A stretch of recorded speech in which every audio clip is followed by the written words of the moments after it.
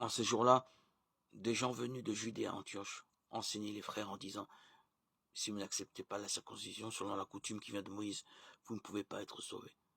Cela provoqua un affrontement, ainsi qu'une vive discussion engagée par Paul et Barnabé contre ces gens-là.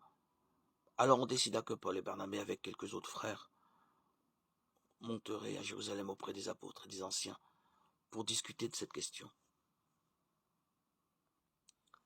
L'église d'Antioche facilita leur voyage. Ils traversèrent la Phénicie et la Samarie en racontant la conversion des nations, ce qui remplissait de joie tous les frères.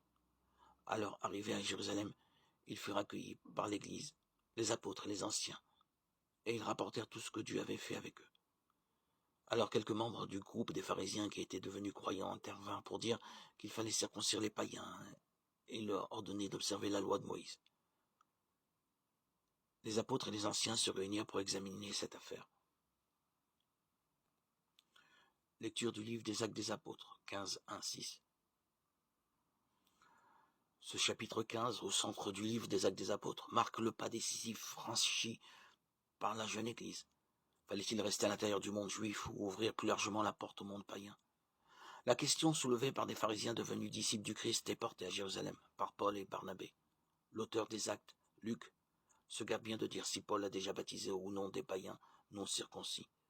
Dans la lettre aux Galates, l'apôtre Paul avait situé la rencontre beaucoup plus tard, après son deuxième voyage missionnaire, et placé les apôtres de Jérusalem devant le fait accompli. Des églises venues du paganisme vivaient de l'évangile, Galates 2, 2, 6, 9. Mais Luc va souligner avec finesse les nuances d'une relation plus juste avec la tradition juive.